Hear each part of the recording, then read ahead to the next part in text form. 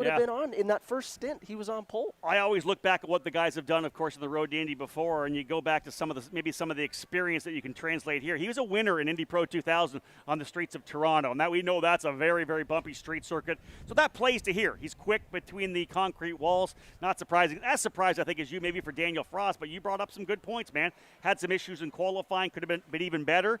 But him starting on the outside of road number 2, I like an outside starting position here. I think you would agree that it kind of eliminates some of the peril of turn number 1. 100%. The outside seems like it's always opened up, right? Yeah. And the inside is where everything gets pinched down. That's where the accident happens. So I like that outside row as well, especially even if I'm starting on the inside here. If I'm anything back, fourth back, I am making sure that I get towards the outside to avoid whatever is going to see me in turn 1. Another guy that had an issue, obviously, in qualifying was Alex Peroni bringing out that red flag. He looked really, really strong, in my opinion, in the Carlin car. Here's a guy that has won numerous Formula Renault races at Pau, at Monaco as well. So he knows how to get around the track. And in talking to Alex, he really likes the racetrack. He thinks it's super fun to drive on. And they, I think, are just closing up. You know, they're going to keep chipping away. He looked really strong for a number of the laps there in qualifying. Well, and I have to say, of Carlin's return, I think they've done a fantastic job getting back into the series. Agreed. I mean, both their drivers, Christian Bogle and Alex Peroni, don't have a lot of experience on these tracks, right? These are Road to Indy specific tracks. They're both rookies to the Road to Indy. So for them to come out of the bat really swinging, I like what I see, and I think they're going to be in it for the long run. And I give props to Christian Bogle. A couple years in USF 2000, so he has been here before, but never in 450 horsepower. Literally almost 3 times the horsepower that he's used to. But through his USF 2000 career, Christian Bogle was the mark of consistency. I think 1 DNF last year for mechanical, never makes mistakes on the racetrack, stays within his boundaries. Only 1.1 seconds back as a rookie here. I count that a huge win for Christian Bogle. Well, and it's not just Christian Bogle. I have to say there's some surprises there in the ladder to midfield as well. Like Antonio Saravalli outqualified Toby Sari, outqualified a couple big hitters. Yeah, you think about Saravalli, this program coming together, and maybe in the last 90 days kind of a thing to put it together, even less than that, maybe 60 days, a couple of months. They were able to lease a car, lease a trailer, put together kind of a ragtag crew of guys that were still available. Normally coming into the season, the guys that are veteran crew members aren't available. They're already signed up, so they bring the guys together. He ends up, I think, P9 qualifying for this particular race. I think it's a huge step forward for Antonio. Huge step forward. And I think we have to talk about, if we're talking about P9 qualifying, we've got to talk about Juncos and a little bit of no man's land. Yeah. They have a lot of experience here. Obviously, we've seen them win races here before. Juncos racing in Indy Lights. They've got Toby Sowry, a veteran driver. He ran all of 2019 and was a race winner running there for the HMD team as well. Was going to run for Bilardi Auto Racing last year. That team shuttered. He ends up with Juncos, and in talking to Toby a little bit, saying they're just having a bit of stability problems when they get into the braking zone. You know this, when you're trying to really go deep into a corner, you have to have good feel, and he just doesn't have the feel on the brakes. And that's at a street course when you've got to bounce a $100,000 machine through walls. That's it, right? Instability is not your friend. So tell me, as a driver, Stingray Robb, Indy Pro 2000 champion last year. He dominated the action here last year, almost went perfect. Set a qualifying lap record in Indy Pro here at St. Pete, the race lap record. What is it about him transitioning to Indy Lights right now? Have you talked to him? Is he slowly getting up to speed? I had a great, candid discussion with him at Barber Motorsports Park, and you know Stingray. Yeah. He's one of the most humble guys. He's probably even too hard on himself. You know, I thought his run at Barber Motorsports Park was great. Yeah. He got off to a pair of, I think, 8th and 7th place finishes. Good start. 4 years in Indy Pro. That takes not a toll on you, but you adapt to one car for a very long time, and you learn how to drive one car for a very long time. I never thought of it that way. With the team for, he's been with Juncos Racing now. This is his 3rd year. 2 years in Indy Pro, and now his 3rd year here. Unfortunately, sometimes the same scenery can be determined, and I think it's just a little bit of adapting to that car. Do you think he's having to try to potentially break the habits? Because he's driven the PM18 for 4 years. 100%. Yeah, the Indy Lights car, in the very brief experience I have with it, it's got a lot of weight. It's not sports car weight, but it's got a lot of weight that needs to be transferred. You need to wait on the weight. I always say that in sports cars. So patience. It's a lot of you waiting for the car to actually drive you instead of you drive the car. Now, don't get me wrong, these Indy Lights drivers are still wheeling the heck off of it. But at the same time, there's this level of you having the car drive itself. And I think he's got to get in tune with it. The Indy Pro car, you grab it by the neck and you literally drive the the wheels off it. Well, for whatever reason, it just keeps going faster. It's light. It's nimble. I like that. But you've got an Indy Lights car. The tires fall off more. As good as these Cooper tires are, it's got more weight to transfer through, and it builds more heat. And then you've got more weight and fuel, right? They're doing longer races. That was a big thing for him going into Barber Motorsports Park. He'd never done a full race run. He didn't know what the car was going to do to him. That's very true. 45-minute race run as well, right? Yeah. Yeah. Well, I'll tell you this interesting thing, too. I know we're getting close to getting ready to roll here right now. I'll be heading out to the pit lane for driver introductions and the command to fire the engines, of course. But the big thing is here, IndyCar qualifying just wrapped up. There's a lot more rubber down on the racetrack. How is that going to change this track? It's already changed it immensely. It's funny, with these change of format for IndyCar, you look at Barber Motorsports Park, they only did Saturday, Sunday. So a lot of the Road to Indy events were done on Friday, Saturday, right? The weekend's over. Now they've already run in all their soft tires for practice. They finished practice yesterday. That's true. The reds are on, yep. Now all of a sudden you're looking, they completed qualifying. That's when the most rubber's going to go down, and we have to go now finish up our races. Exactly. It's going to change it a lot. So, again, let's talk about the racetrack. I know that it's a tough one here. There's a couple places to pass. One big thing, we didn't have it at Barber Motorsports Park. Push to pass is back. 15 applications of 50 horsepower for a 50-second stint. I think that's going to play a lot here because the long straightaways, you're going to be able to use that 50 more horsepower. It's going to play it huge here. And there's 3 main passing zones. Obviously, turn 1 as you get the run down Albert Whitted Drive on the runway. Then you go into turn 4. That's another passing zone. And then down Bayshore Drive into turn 10. Those are going to be the 3 places you watch for action. But the concrete jungle here at the streets of St. Pete, we've saw the first 2 rungs struggled with it a little bit. It's going to be interesting to see how these Indy Lights drivers tackle it. So let's take the fans a lap around the track.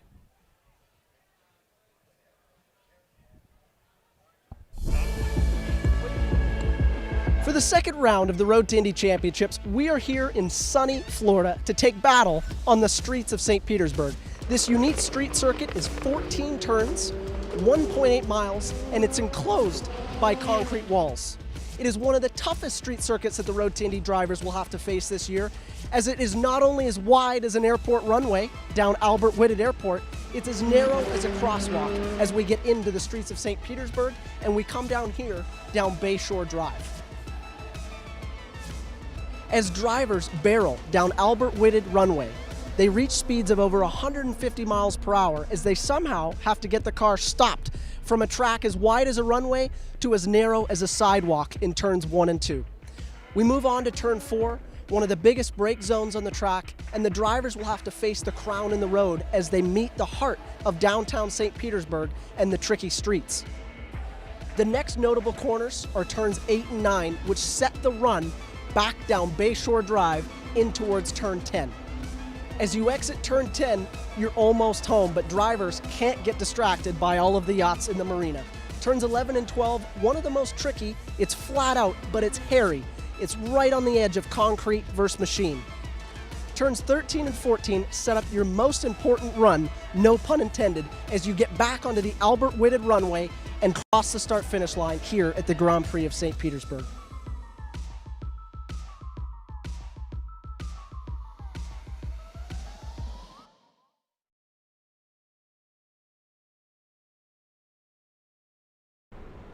Hey, your Uncle Cooper here. Once upon a time, there was a girl named Goldie, my niece, your cousin, and Goldie didn't know which tires were right for her. The first ones were too much tire, and then the next ones were not enough tire. Anyway, long story short, Goldie found the Coopers, and they were just right. What a happy, practical ending. Go to sleep. I love you. Go with the Coopers. Cooper!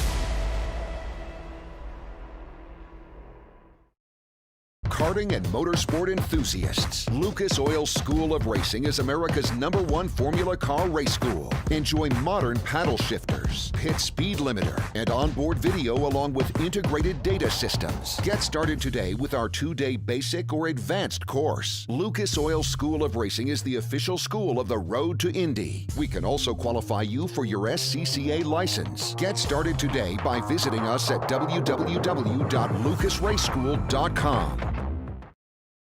With over 40 years in business, High Tide Boat Lifts is committed to elevating your craft. Whether you own a personal watercraft or a large yacht, we can design and create the perfect lift for your needs. At High Tide Boat Lifts, we understand that you've worked hard to get to a successful place in life.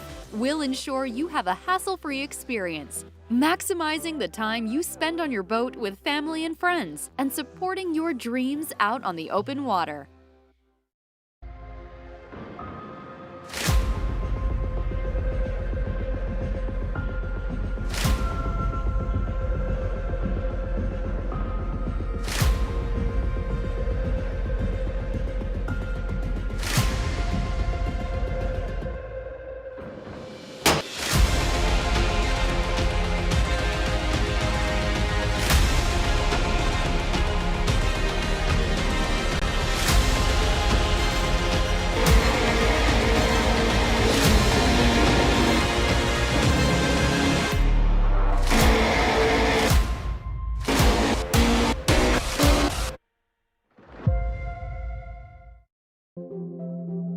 Race car drivers are always looking for a leg up.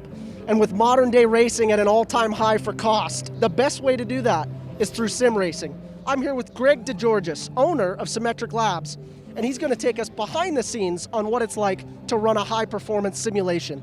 Greg, what have we got here? How did you get into sim racing, and what are you offering for the Road to Indy athletes? Yeah, so we really offer drivers a head start on the racing weekend to take the first bite off of their learning curve to get prepped on at races and everything. My background is as a data engineer. I am not a driver or a driver coach, but I worked with a lot of championship winning teams, drivers, coaches, and efforts to get drivers prepared, so I know what it takes to win. Take me through the process of becoming a Symmetric Labs customer. It's really simple. We offer unlimited packages to drivers where they come in for a flat fee and they drive as much as they want for the entire race weekend, so there's no counting a clock or anything like that. To get the most out of it or anything. We'll take multiple appointments throughout the race week, and we usually front load on load in and practice day, and then we'll usually do morning warm-ups before qualifying into a race day to get drivers fully ready to go. So at 8 o'clock in the morning before an early qualifying or something like that, they're ready to turn really fast laps. What do you view as the biggest jump these drivers are getting when they get on the sim? For me, when I get on the sim, it's usually for track learning, but I'm sure they're learning a lot more than just how to go around the track. What are they learning on the race weekends, and what are you teaching them? Yeah, so like you said, a lot of what people assume with simulators is that all they can learn is new tracks. That's true. It's definitely a big part of it. But we can also teach drivers to get really comfortable. I have excellent models of all three of the Road to Indy cars that I developed in-house with all the logger, tire, manufacturer data, and a lot of feedback from real drivers so they feel as real as possible. So with really, really good car and track models, we can actually work at even focus conditioning with these drivers where they know the car, they know the track, and we're going to let them run in the sim for an hour with the heat on, all over their gear. I'm going to intentionally try to distract them, force them into mistakes, and then really try to work on their entire race stint or their stint performance. Let's get to the real meat and potatoes though, which is the sim. This thing is gorgeous. Now, what simulator are you using? So this is the CXC Simulations Motion Pro 2. It's about a $100,000 sim. It's really the best sim that money can buy that also fits in an 8-foot wide trailer. Wow. Okay, well, I can't wait to get on it. It looks unbelievable.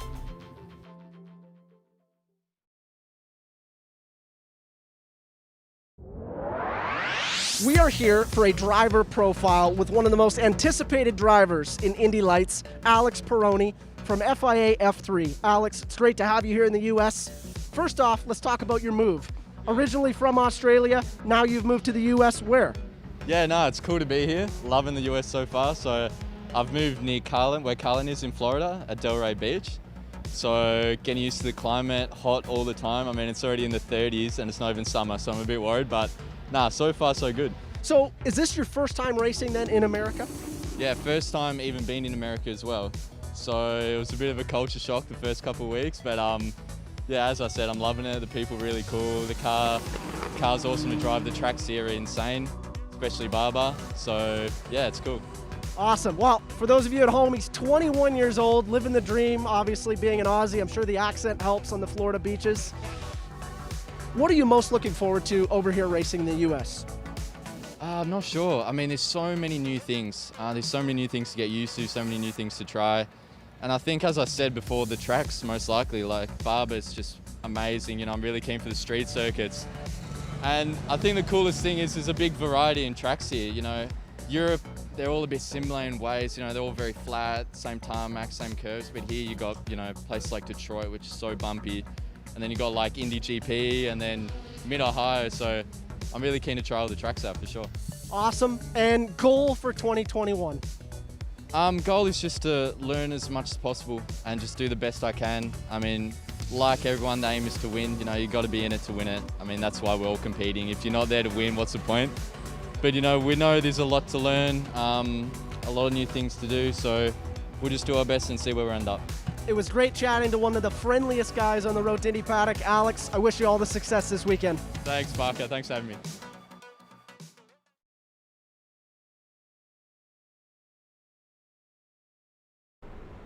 Hey, your Uncle Cooper here. Once upon a time, there was a girl named Goldie, my niece, your cousin, and Goldie didn't know which tires were right for her. The first ones were too much tire, and then the next ones were not enough tire. Anyway, long story short, Goldie found the Coopers, and they were just right. What a happy, practical ending. Go to sleep. I love you. Go with the Coopers. Cooper!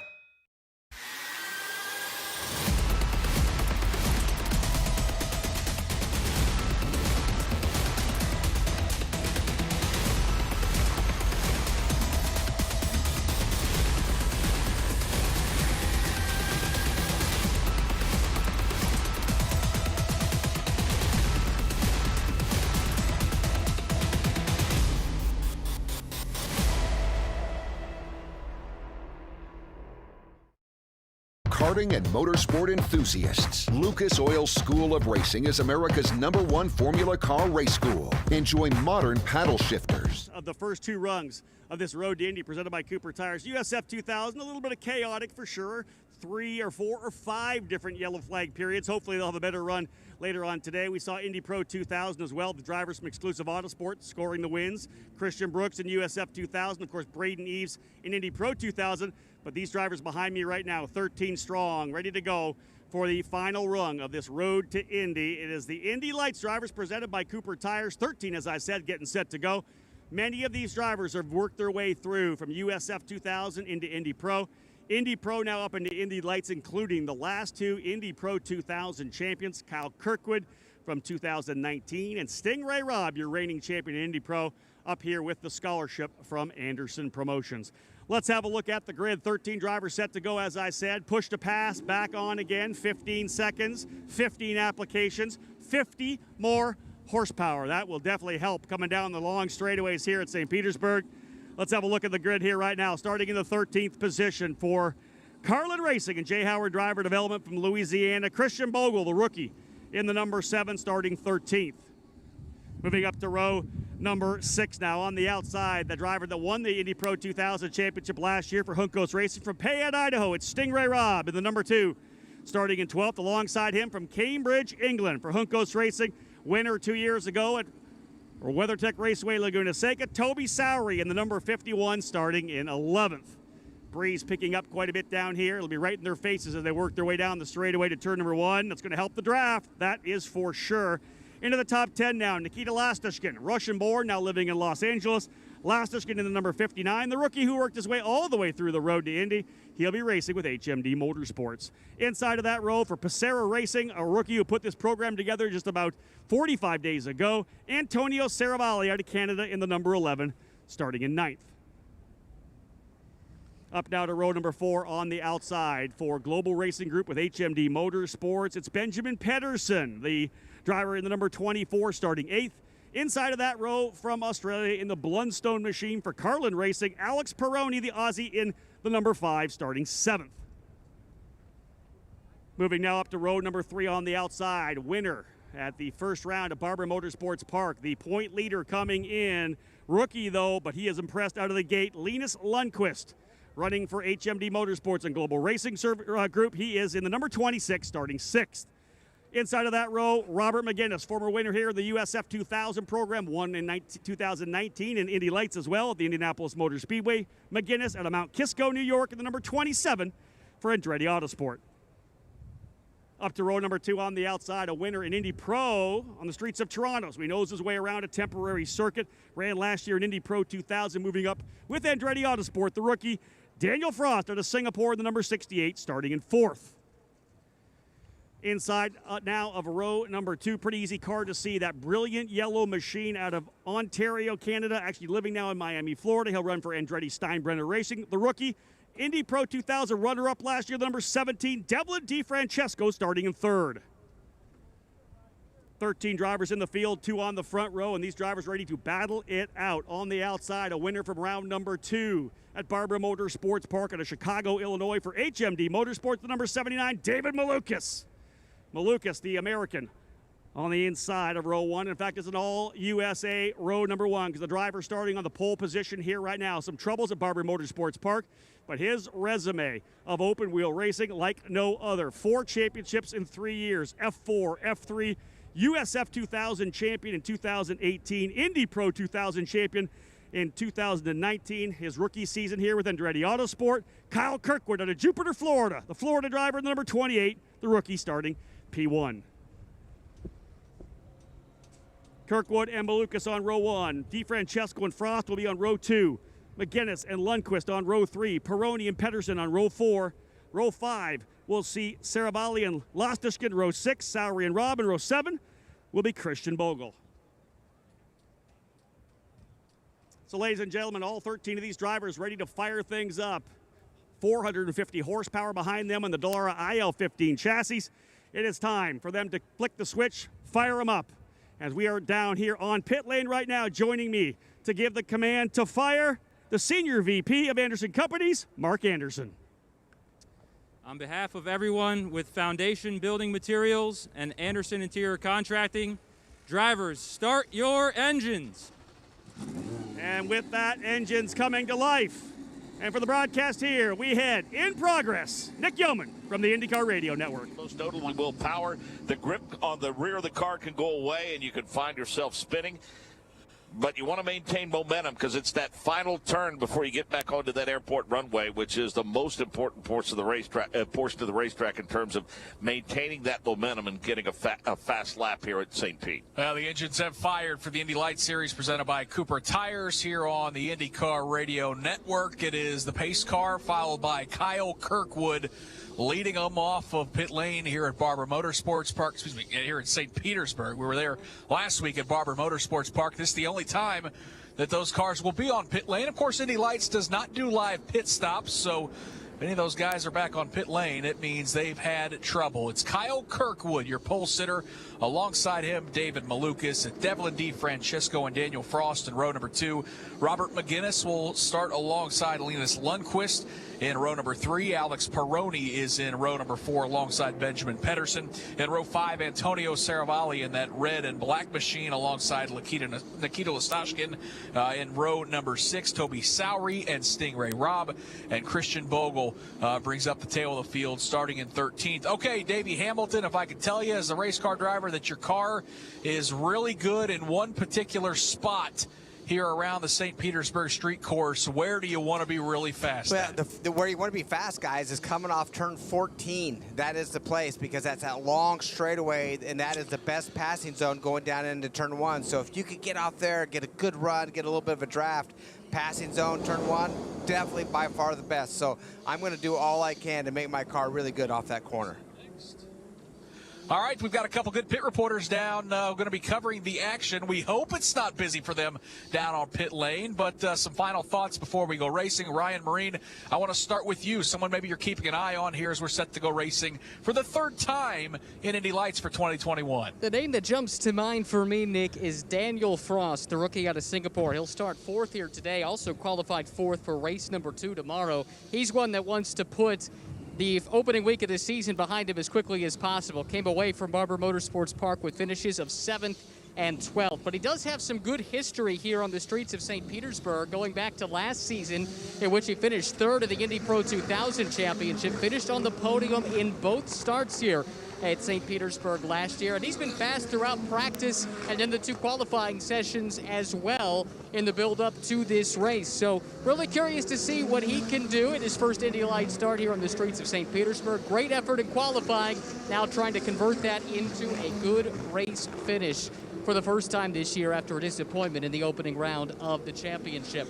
How about you, Rob Howden? Who do you have your eye on this afternoon? I'll tell you this, Ryan. It's been interesting for me to watch these guys come through the entire road, Danny. Through USF 2000, Indy Pro.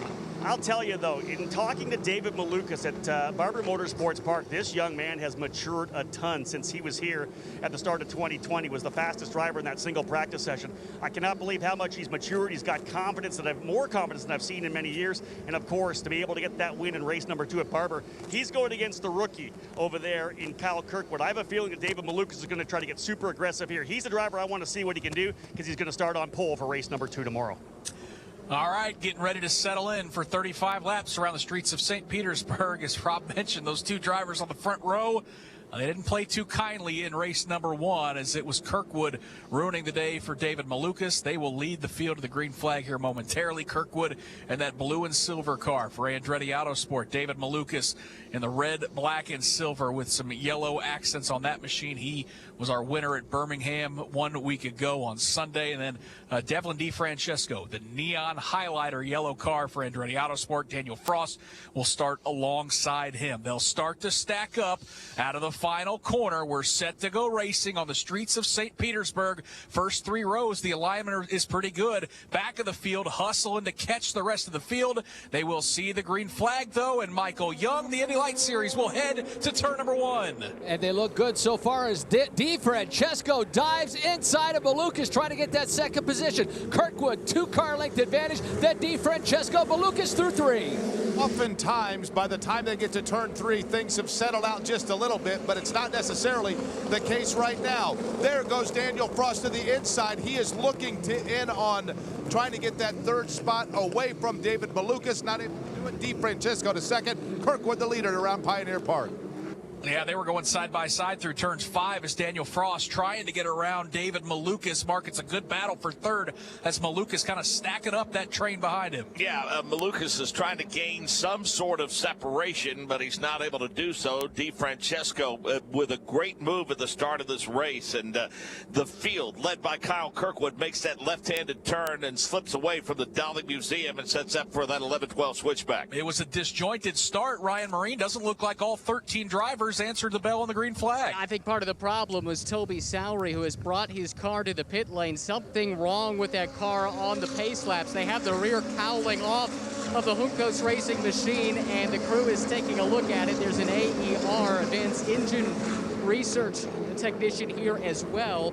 They've got the laptop plugged in, trying to diagnose what's going on with Toby Sowery's car. Real disappointment for the Juncos racing driver, who had scored podiums in both of his previous starts here at St. Pete. Davey, it was bizarre, the start of that race, as we saw about 8 cars off of that final corner, and I'm sitting here wondering, wait a second, where's the second half of the field? So that's one thing as being new, right, to these cars in this series. One thing that you have to do, you can't leave any track position out there. And those guys, as you said, they were all, the first 8 of them were all stacked up nice. Then there was a huge gap. When the green flag came out, some guys were still coming off of turn 14.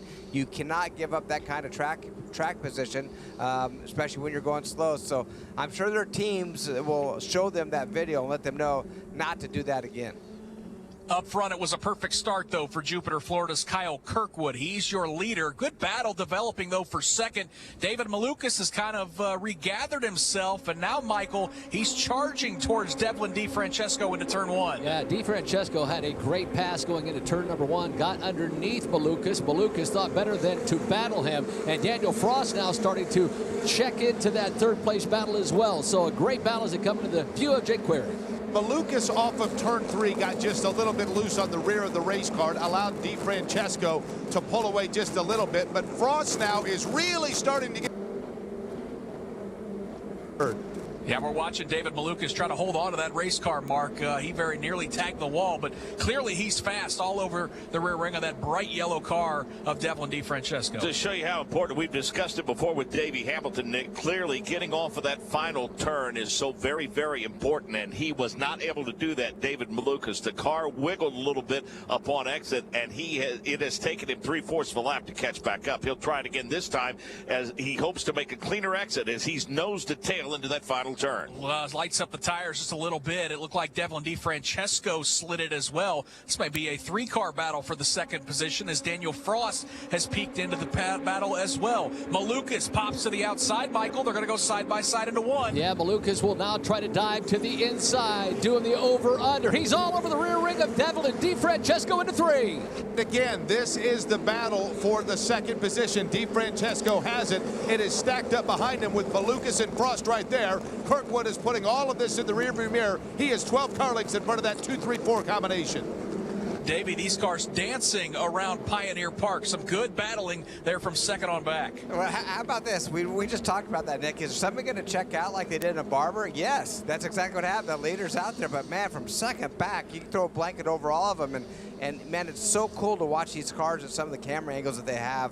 Just watching how rough this track out is and how they bounce around and how it's hard to keep these cars under control at some of these corners. It's pretty exciting. Devlin DeFrancesco leads this train from second position on back. Boy, Maluckas had to swing really wide to avoid running into him. He's going to give up the third position as Daniel Frost moves to the inside. They will drag race down the long airport runway. Daniel Frost to the inside, David Maluckas to the outside. Michael, who's going to take that third spot out of turn number 1? Frost takes that position, and then David Maluckas will fall back to that 4th position. Right behind him is Robert McGinnis for 5th. This is a really good battle. Again, Frost in 3rd, then Maluckas. McGinnis now is going to try to go inside of Maluckas. They make contact. Maluckas got hung out to dry. McGinnis to the outside. He made it just to get past Maluckas.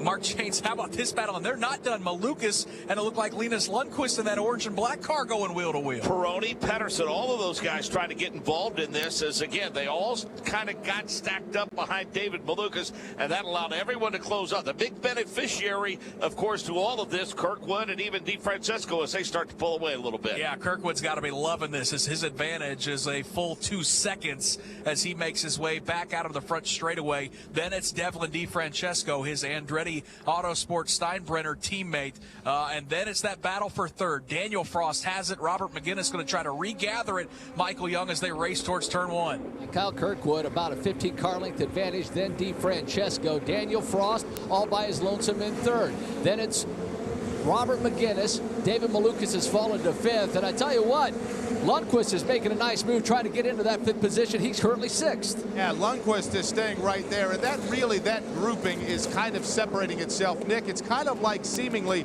the start of this race where the first half of the field has really kind of gotten away from the back half. Yeah, there's no doubt about it. Kyle Kirkwood checking out, 2-second lead over Devlin DeFrancesco, and then they're running wheel to wheel. Boy, Linus Lundqvist just about tagged the wall, running a little wide through Pioneer Park. And Mark, he's going to have to hold on. Alex Peroni in that bright blue Carlin machine, giving a good chase down towards turn 10. Yeah, it looked like a little wheel rub for him through that Pioneer Park area. It doesn't look like even a donut showed up on the side pod, which you see sometimes at close quarters racing. But yeah, these drivers for sure have the elbows plenty wide, and the front 3 now, Nick, as they make their way off the final turn, starting to space themselves out a little bit. 5 of 35 complete here on the streets of St. Petersburg. This is the Indy Lights Series presented by Cooper Tires on the IndyCar Radio Network. It's Kyle Kirkwood, your race leader. Devlin DeFrancesco is 2nd. Daniel Frost is 3rd. It looks like Linus Lundqvist did just lose that position to Alex Peroni. Let's get a couple updates from pit lane. We'll start, Rob Howden, with you. Yeah, Nick, I'll tell you, I've been here trackside since 8 o'clock in the morning, and the wind has not been as brisk as it is right now. As I walk back up pit lane, I physically had to lean into the wind, and you think about that in their faces as they're able to come out of turn 14. The draft going to play, I think, even more of a role as the driver's able to suck back in behind the gearbox of the drivers in front of them. Then you add in the fact that we have push to pass back here this weekend. We did not have it at Barber Motorsports Park, but again, those 15 seconds, 15 applications of 50 more horsepower, that's going to come into play. But the key to that now is is obviously 1.5 seconds back is when you get the activation. Kyle Kirkwood over 2 seconds out front. The drivers behind him, Devlin DeFrancesco and the rest, are not going to be able to use push to pass to reel in the leader. The guy that won the USF 2000 championship and the Indy Pro 2000 championship in back-to-back years, looking strong here for his first Indy Lights victory. A little bit further down pit lane, Ryan Marine, I know you've got an update as well. Toby Sowery has returned to the race, albeit 6 laps down. The word from the team is simply that he lost power very unexpectedly. This is not something they've been dealing with all weekend. It is a team that's been chasing some handling woes, but as far as lost power goes, that's something completely new. I will say when he left, the car did not sound completely on song, and he just came down the front straightaway, guys, and that car sounded wounded, to say the least. So I think we'll likely be seeing Toby Sowery back on pit lane very soon. Yeah, it's a tough start to the day. Sowery right now 13th, 6 laps down. Michael Young, it was a great start to the Indy Lights campaign for the Global Racing Group teammates in those identical orange and black cars. We're talking about Linus Lindqvist and Benjamin Pedersen. They run in 7th and 8th right now. And can you describe the battling down in turn 1? It looks like it's been ferocious the last couple laps. It really has. 2 laps ago, Lundqvist swung way wide at the exit of turn number 1. His teammate Pedersen tried to sneak below him. He was able to close that gap, and they came right back into turn number 1 last time by side, battling there as well. This time by, let's see how that battle shapes up. It's calmed down a little bit. Lundqvist about 3 car lengths ahead of his teammate Pedersen, but Jake Query, those two were going at it for about 2 laps in a row. And they seem to have settled down just a little bit right now, at least theoretically speaking, because they have, we'll call it maybe about 4 car lengths between them. Maybe they decided, maybe somebody told Lundqvist, look, just make sure you keep this clean here, because he got a little aggressive early on, but things have settled down just a little bit. Full field rundown. It's Kyle Kirkwood, your race leader, by 2.4 seconds over Devlin DeFrancesco. Francesco trying to hold off Daniel Frost, who is charging, trying to make that a good battle for second as they head for the final hairpin. They run second and third. Pretty good battle for fourth as well, as Robert McGinnis is trying to hold off David Maluckas. That is your top 5. Let's peek into that battle for not only second, but for fourth position. Michael down the front straightaway. DeFrancesco trying to hold off Daniel Frost. Yeah, DeFrancesco swings wide and allows Daniel Frost in. Daniel Frost overcooks it into turn number 1. DeFrancesco let the door open. Now Daniel Frost in third, under attack by Robert McGinnis. Right behind him, David Maluckas. Yeah, so now all of a sudden things get really, really interesting. Again, DeFrancesco puts this in his rearview mirror. Frost has McGinnis right there. Then Maluckas, who had fallen early, is making sure he's keeping those 2 close in his sight. But that's exactly how they run through turn number 5. Davey Hamilton, did Daniel Frost just discover the limit of just how hard you can charge into turn 1? Yeah, exactly. He sure did. You know, the race between these guys is amazing. McGinnis and Maluckas, Peroni, and Lundqvist. Them guys, I tell you what, they've been putting on a great show. But Frost right there, he gave it a shot, threw it in way early. I mean, he turned in so early, I thought that I didn't know if he was going to make the corner. It was so early, but he tried it. It didn't stick, and he'll catch up to him again and try something different.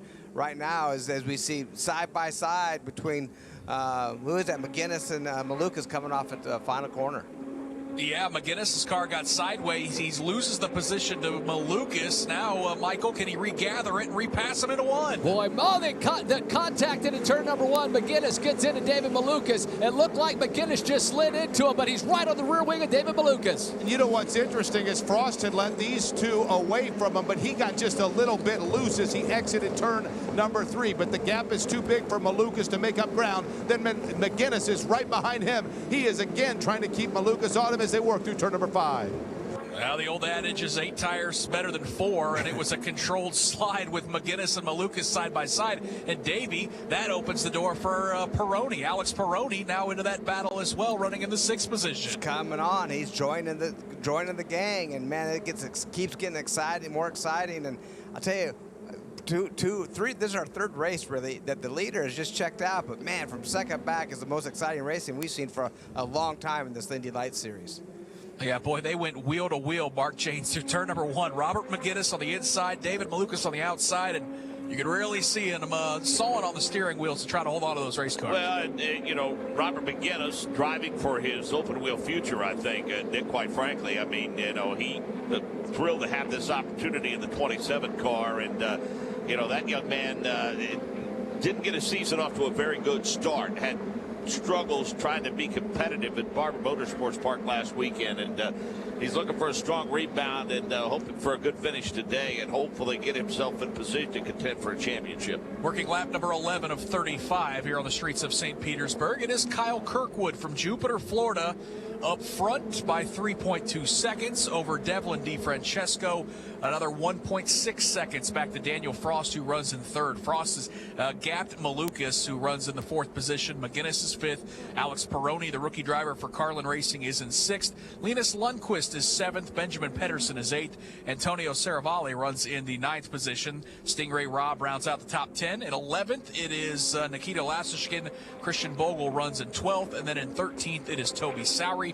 Leader makes his way through turn number 1. Michael Young, though, throughout the field, have things calmed down a little bit from second on back?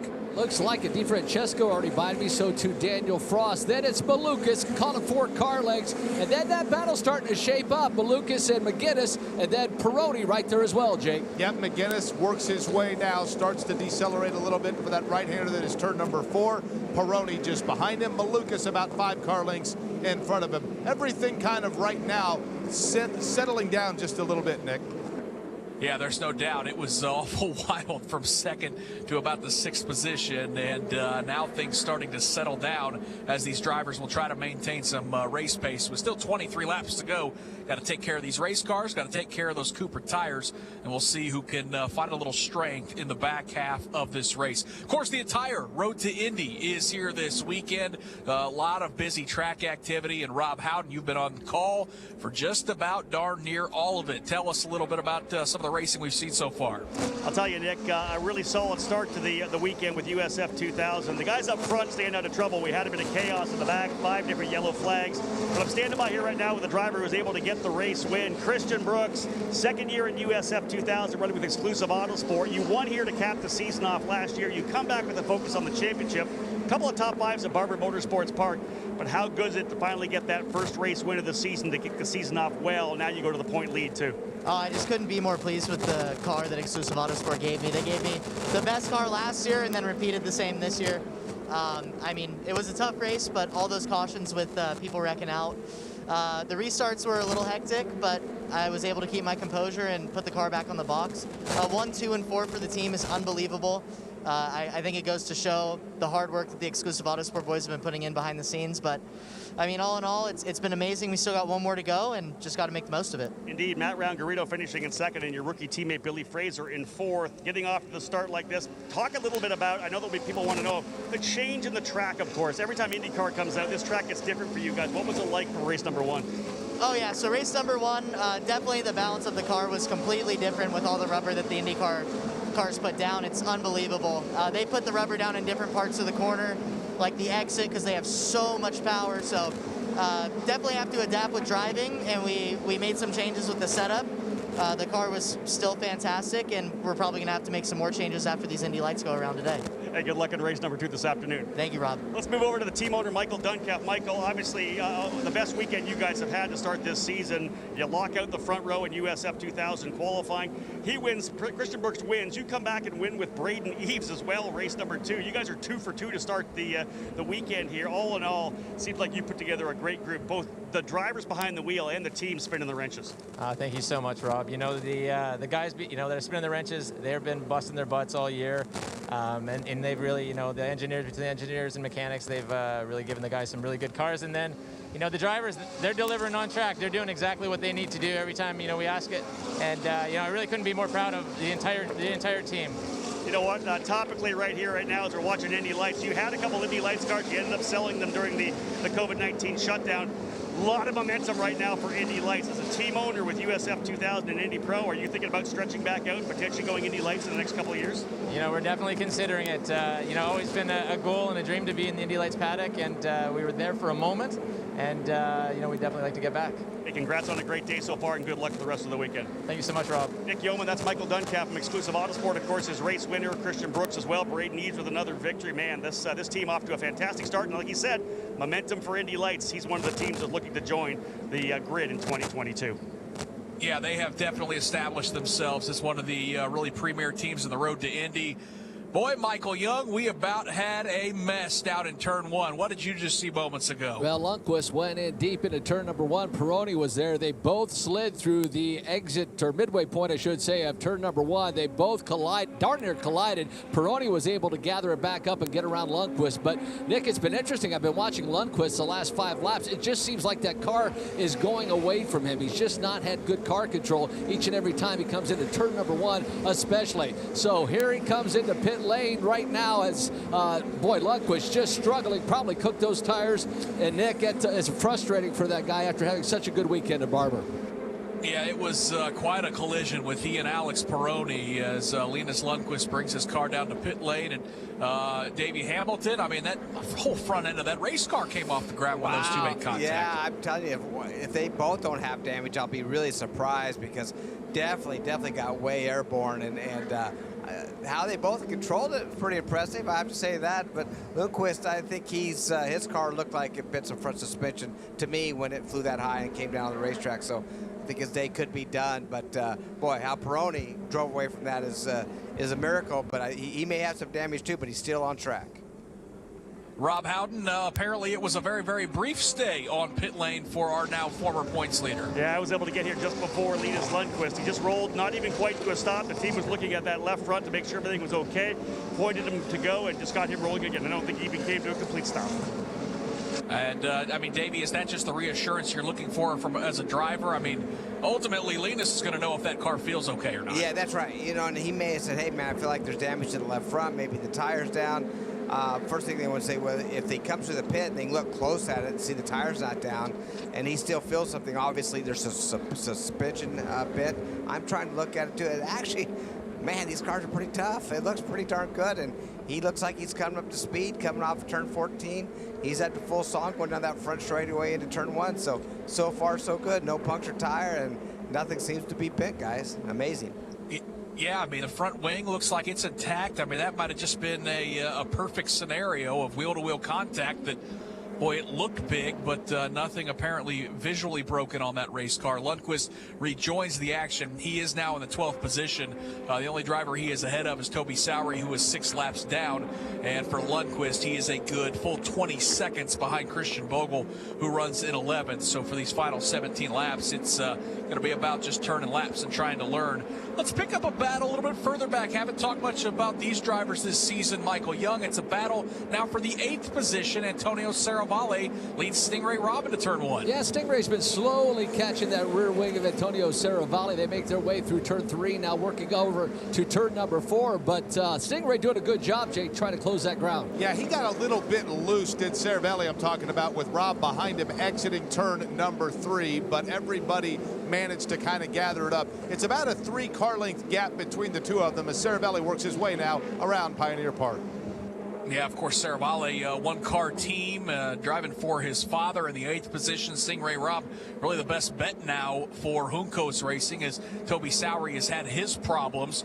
So Stingray Robb runs in the 9th position. Right now, he is about 1 point, now about a full second behind Antonio Serravalle. So that's going to be close enough to use that push to pass. Again, the battle for the 8th position. Those two drivers make their way around the final corner here at St. Petersburg, back out of the front straightaway. The gap, Michael, looks like it's about 3 or 4 car lengths as Serravalle in that red and black car maybe inching away from Stingray Robb a bit. Yeah, has a little bit of a wiggle coming through the apex of turn number 1, but gathers it right back up. Actually, Jake, looks like he's checked out about to 3-4 car lengths now. Yeah, Serravalle looks good exiting turn number 3. As a matter of fact, gets his car now to the middle of the racetrack and keeps it now in a good line through turn number 4.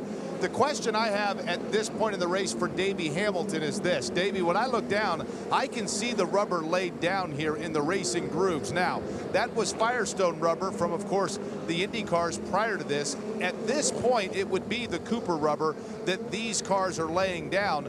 But that means, of course, it's coming off of their tires. So at which point, as a driver, is it more challenging driving on that Firestone rubber that is not necessarily gripping with your Coopers, or having your own rubber but knowing it means your tires are going away? Yeah, no, I think it's the first one. I think when you're on that Firestone rubber, just being enough different that they don't mesh together just right is more of a challenge. But once they kind of get that rubber somewhat peeled off, I should say. And you know when it's being peeled off so slightly because that generates marbles, the small little chunks of rubber you see on the racetrack that's offline that you never want to get into either.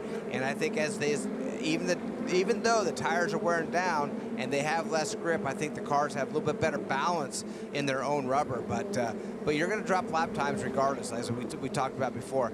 Cooper does a great job with these tires to make. They do not make pit stops, guys. So these tires have to last the entire run, and so they have to be able to take some abuse. And they don't drop off a lot, but they do drop off a little. And if you get your tire to last towards the end of it with a lighter fuel load, you can cut some laps and try to be fast at the end as well. 15 laps to go on the streets of St. Petersburg for race number 1 for the Indy Lights Series presented by Cooper Tires. It's the Indy Lights Grand Prix of St. Petersburg presented by Foundation Building Materials. Kirkwood's lead is 3.6 seconds. Battle for second, third, and fourth is starting to get pretty good. Devlin DeFrancesco runs in second. He's got a 1.1 second advantage over Daniel Frost, and then Frost just an 0.8 of a second lead over David Maluckas. And Rob Houghton, I want to talk about the driver kind of sandwiched in between those two drivers, Daniel Frost. I know you were on the call for the practice session, and just the fact that he's running in the top 3 says a lot about what that Andretti Autosport team did, because I know you can talk a little bit about that accident that he had earlier this week. Indeed, a couple of drivers, Nick, really started pushing it early in that practice session and in the qualifying sessions as well. Guys are really hanging it out. We had a couple of guys have some issues, and just a minor mistake by Daniel Frost ended up tagging the wall. And again, the Andretti Autosport guys going to work. For me, it's the young rookie, right? You make a mistake like that, you can get in your head. But Daniel Frost is the guy who's pretty focused on what he does. We know he's been strong before on street circuits. He won at the streets of Toronto in the Indy Pro 2000 category a couple of years ago. So he's good on the street circuits. And again, coming off that event at Barber, you think maybe, man, he would have been down on himself a little bit, especially even with the incident early, but he has come back really strong. I've been really impressed with the way Daniel's been aggressive from the very get-go. Devlin DeFrancesco leads that train towards turn number 4. The advantage is about 4 or 5 car lengths over Daniel Frost, and another 4 or 5 back to David Maluckas. Those 3 drivers all within 1.5 seconds. So theoretically, they can use that push to pass button for that little extra horsepower. Of course, you got to be, Davey, throughout the course of a race, you got to be careful with how much you use it because it will run out. So I imagine those drivers have to kind of be, pick their spots here with 13 laps to go. Yeah, absolutely. So with I'm sorry, guys. Sorry about that. One thing with these tires that we talked about, right towards the end, right now, is with 13 laps to go, guys. Ooh, and we see the 17. Oh, no, we got one in turn. DeFrancesco, guys, blows in to turn 13 too hard, running that second position, slides off the course into the wall. Definitely going to bring out a caution in that corner, more than likely full course, guys. And Mark, he is frustrated, pounding the steering wheel.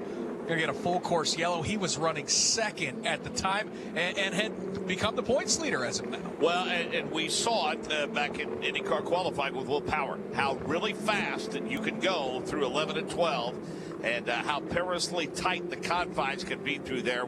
Davey, we're getting to look at the replay as we speak. Exactly what happened. You get there so quick, but the problem is, it's hard to go through there wide open and get slowed down for turn 13, and that's exactly what happened. He got through there so good, carried momentum, and just got a little bit high, got on those brakes, just lost that grip, and man, he hit hard enough, it tore to the left front completely off that car. So wow, that's amazing. Back to what we've seen in our IndyCar series last year, guys. The leader losing control and crashing out. Well, here we have it again. Second place guy challenging for that lead, just goes in too hard, loses it, and takes himself out. So not an easy course, even when you're not getting pressure from behind, guys. And Davey, I remember when Sam Schmidt said, so many years ago, when he had a young driver leading by some 9 seconds, sticking to the tire barriers at Long Beach, talking about, at the time, Joseph Newgarden. He said, as frustrating it is from an owner's perspective, all these owners know these kind of mistakes are what they sign up for by running these kids in this series. Yeah, that's right. They're going to make mistakes, and you like the mistakes to be small ones that you're not running second towards the end of a race. You like them to be in practice, where we've seen earlier in the week where guys made some mistakes, or they're small enough mistakes to where you recover from it. You slide out wide, maybe get in a little dirt, then lose a spot or two and get back on. But man, when you hit the wall like that, take yourself out, it's a complete heartbreaker for everybody. It was a fantastic start to the season for Devlin DeFrancesco with a pair of third-place finishes at Barber Motorsports Park for the 21-year-old from Toronto, Ontario. With the accident, he now falls to the 12th position. And Rob Howden, there's a chance that he may fall all the way to dead last. Toby Sowery 8 laps behind him with 11 to go. But I know that Juncos racing team, they're not calling it a day yet. Yeah, indeed, they're not. They're going to work on the car here right now. They're making a spring change in the rear of the car. They changed a little bit in the front of the car as well, had the front cowl off to adjust those dampers. They're putting new springs on, as says, on the rear. So trying a bit of a different platform here for Toby Sowery after the engine issues he had early. That said, 10 laps remaining right now. You said he's 8 laps back. He needs to get on the racetrack quickly. They're not really pushing that hard in terms of being down here, trying to get him out in time.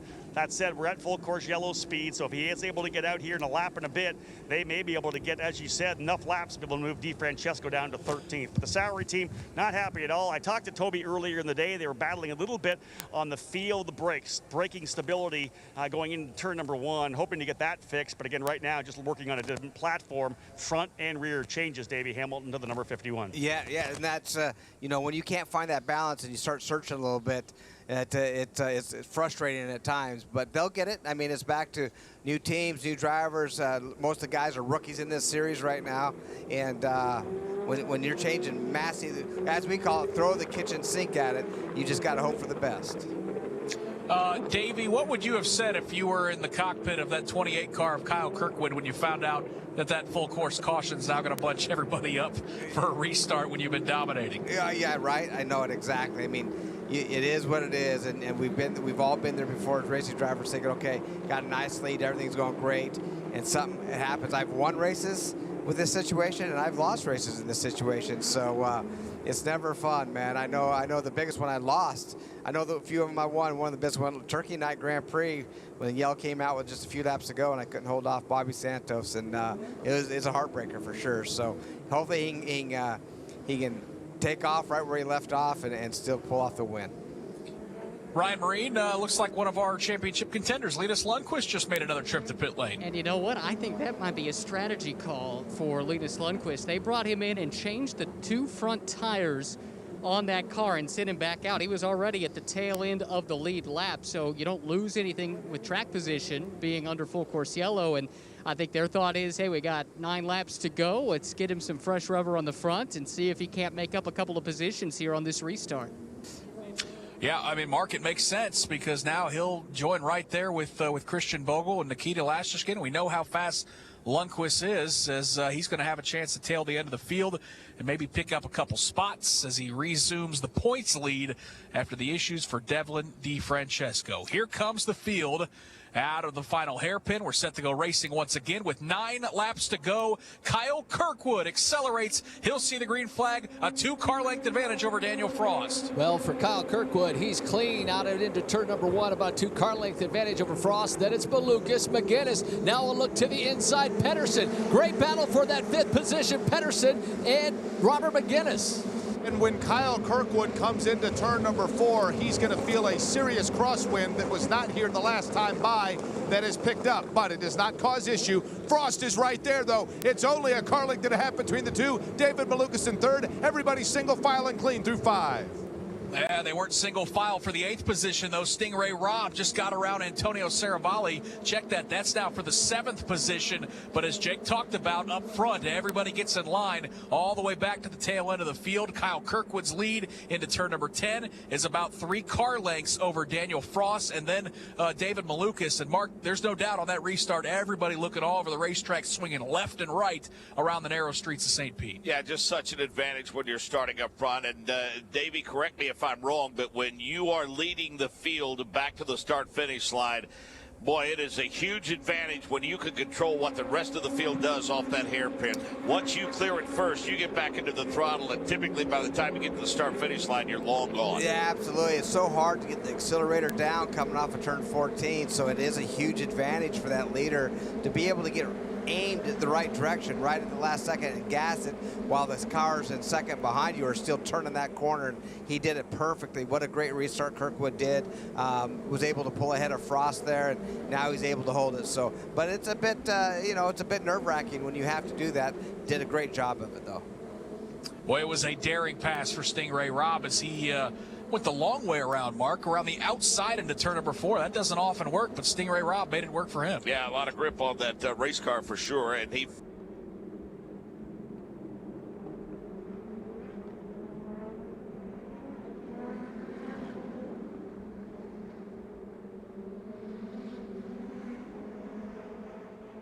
To hold tight, it's a 1 second advantage. Got to stay within 1.5 to use that push to pass. Kirkwood, Frost, Maluckas, Michael Young, they'll head to turn number 1. Yeah, it looks like Daniel Frost starting to close in on Kyle Kirkwood ever so slightly. Third place, Maluckas by himself. Then Robert McGinnis in fourth.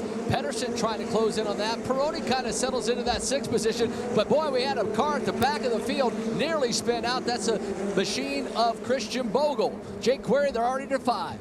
No, when you watch Kyle Kirkwood, you can tell that right now, Frost maybe is just waiting for him to make a bobble. But, Nick, the reality is he's running out of time to do so. Last time by, Frost was much closer, probably an extra car length or so that Kirkwood has managed to get himself free of Frost as he works his way now into turn number 10.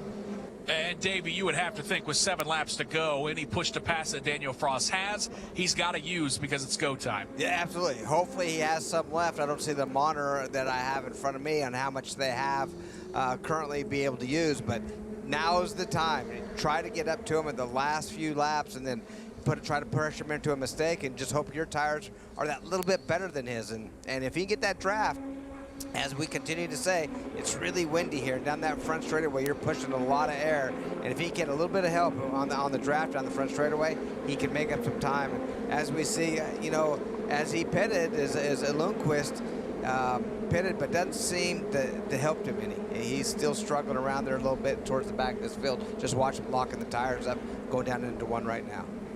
Yeah, he restarted in the 11th position. He's picked up 1 spot as he kind of, I'd say, Mark, threw a little elbow to Christian Bogle through turn number 1. Again, still a good strategy call to put on those fresh Cooper tires, but boy, as strong as this field is going to be, and as much as Lundqvist has struggled, it's going to be tough to get any further up than that. Well, the guy in charge of polishing wheels for him is probably going to have a talk with him after this race is over, because he's been giving him a workout, that's for darn sure. A pretty aggressive move, no question about it, but boy, I think we're watching just how difficult it's going to be, I think, for someone to run off and hide for this championship, because just think how dominating he was last weekend, how solid he was, and boy, he's just not enjoyed the same fate on a vastly different discipline here at St. Pete this weekend. Michael Young, let's take a peek at that battle for 4th position. Robert McGinnis with about a 4-car length advantage over Benjamin Pedersen. And Pedersen threw it in deep into turn number 1. He'll close it down to about a 2-car length of advantage. That allows Peroni to get into that battle as well. It's a really good battle as they work their way into the Firestone Bridge. Again, Robert McGinnis started to get out of the throttle just a little bit entering turn number 4. That allows Pedersen right there. Then Peroni about 2 car lengths behind that duo. They work their way now through turn number 6. Yeah, Robert McGinnis, a guy that Mark, you're awful familiar with. He's been in the booth for us for some IndyCar coverage. Trying to wheel that car. Looks like Benjamin Pedersen maybe just a tick faster here in these final laps. He, along with Toby Sowery, the only 2 drivers who have previously raced in a Lights car here. And now your leader has raced on this circuit before, but obviously in other forms of the road to Indy, along with Stingray Robb. So McGinnis pretty comfortable here at St. Petersburg, and he is poised for a solid top 5 here today. Up front, Kyle Kirkwood has found that magical advantage. It is 1.5 seconds over Daniel Frost. David Maluckas runs in 3rd. We're watching a good battle for the 4th position here with just 4 laps to go. Robert McGinnis leads Benjamin Pedersen into 1. Yeah, Pedersen trying to close that gap again, unable to do so. They swing through turn number 2, about a 3-car length advantage. McGinnis over Pedersen. The blue and white of Robert McGinnis. He works his way through turn number 3, swings it just a little bit wide, now keeps it up high, then ducks down low for that righty of turn number 4. He does not make a mistake, but I'll tell you what, Pedersen is right there on him. And again, that battle towards the back of the field, talking about that of Stingray Robb and as well Cervelli, that also got interesting through turn number 5.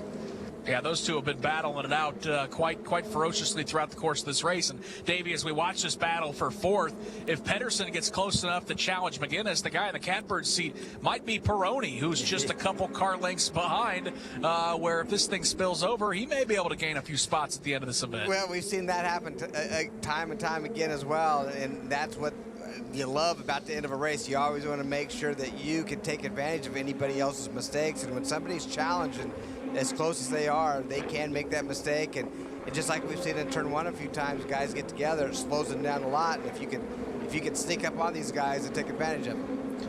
Trouble in turn one, Michael Young. Yes, indeed, and it's the machine of Pedersen. He goes around as he tried to duck inside of Robert McGuinness. He loops it around once and twice, now back underway, but he'll fall all the way to the back of the field.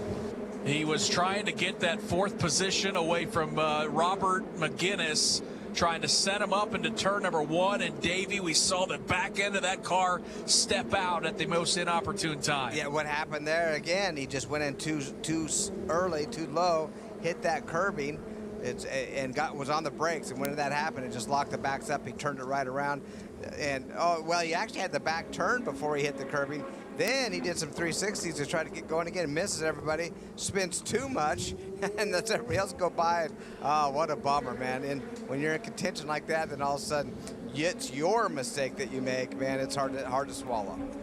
Mark, that was almost two accidents. I'd love to see that on board for Stingray Robb there at the exit of turn one. Davey described it perfectly. I mean, he got in there really, really deep and got up on the curbing. And, Robert McGuinness, Davey, we would call that slamming the door, but Robert McGuinness takes the line that you normally take through there. And I don't think Pedersen had enough momentum and had a good enough track position to make that pass. Absolutely. You need to be side by side with him going into these corners because we do not have spotters here, and it's so you have to remember they can only see the same amount as you can see. So if they're not up beside him, usually you can't see them, and it was a position where he felt he was clear because his front tires were barely equal with his back tires, so he got on the brakes not to have that contact but turned himself around.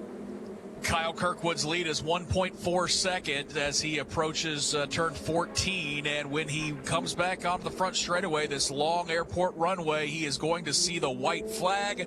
Michael Young, the question is his teammate Daniel Frost, does he have anything for him? It's 1.4 seconds, final lap for Kyle Kirkwood. Kyle Kirkwood makes his way down into turn number one, sets up for the final time. He was a winner here a few years ago in the USF 2000 series, now about 10 car lengths on his way to his first win of 2021. And just when he thought he was cruising away with it, he had to go ahead and go through a restart, but he did so flawlessly, and as a result, his reward again is an open track in front of him. Kyle Kirkwood with Frost just behind him. David Maluckas running in third. No problem for any of the three around Pioneer Park for the final time.